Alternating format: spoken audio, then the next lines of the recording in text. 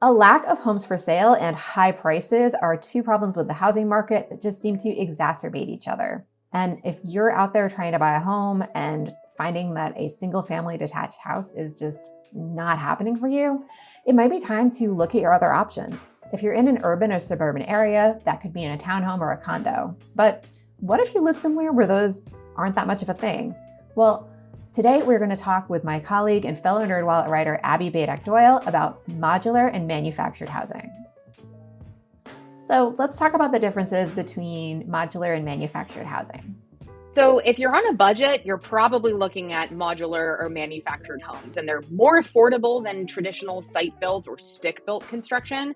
And that's because construction starts indoors at a really highly efficient factory, and the savings are passed along to you. So the difference between these two home types are how big the pieces are when they are shipped to you and what happens when they get to the building site. So you may have heard the term prefabricated or prefab, and that term gets a bad rap because people think that it means cheap or flimsy, but it doesn't. It just means that construction started in a factory. And you might be surprised at the range of styles and design options for modular homes and manufactured homes. And bottom line is, it's a totally legit way to buy a new construction home, especially if you're on a budget and you have fast turnaround time.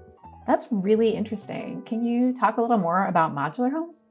So modular homes are pretty cool. They're built in large 3D pieces called modules, and those modules are like 90% finished with what you would need in your completed home. So paint, siding, windows, cabinets, all that stuff is going to be there in the modules. So the modules are transported on a flatbed truck, oversized load to your building site, and then they're joined to each other and they're joined to a permanent foundation. So a modular home can't be moved when it's finished. It's pretty much indistinguishable from a traditional site-built home.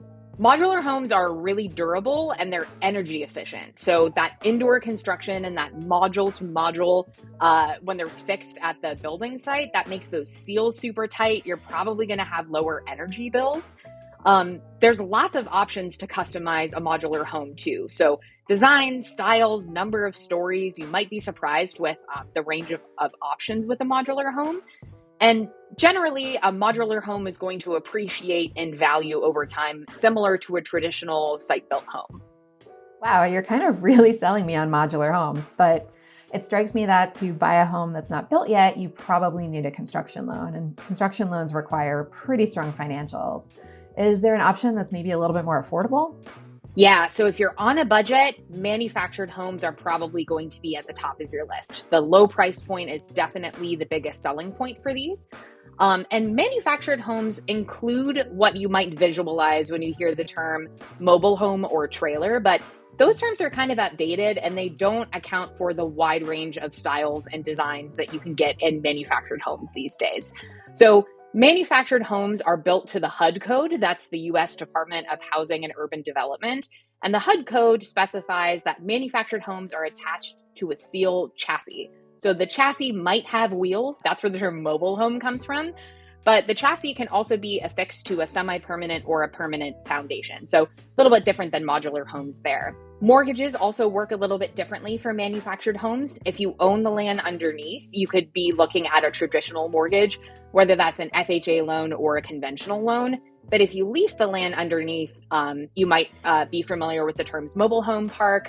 If you have a land lease underneath, you might be looking at alternate forms of financing. That includes a chattel loan.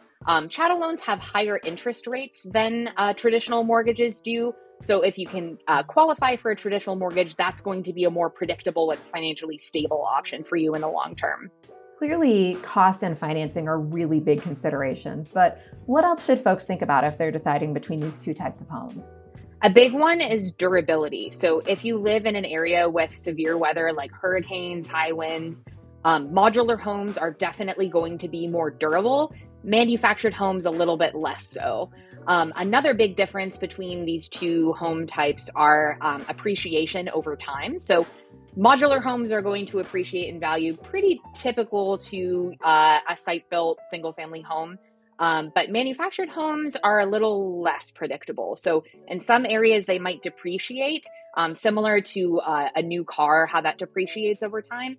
But in other areas, it might be a little bit more stable. And all that stuff kind of depends on, landscaping, if you own the land or lease the land underneath. So definitely work with a real estate agent who's familiar with manufactured homes in your local market to kind of understand what you're getting into. It sounds like buying a factory built home is a way that people could save money and become homeowners. Are there other things to consider? Final thought is to consider what's between point A, the factory, and point B, the building site. So if you have tight turns, a low bridge, muddy roads, that's all going to add to the complexity of shipping the home. So definitely consider what kind of hazards might be along the way, because that's going to add to your shipping cost and time and overall complexity of the project. So like any home purchase, do your homework, do your research, read reviews, understand your budget, and ultimately make sure that you go with a builder that you trust and that you feel good about working with. Awesome. Thanks so much, Abby. Happy to be here, Kate. I'm Kate Wood, and I write about mortgages and home buying for NerdWallet. If a new build is in your future, check out our list of the best construction lenders. While you're here, like and subscribe for more.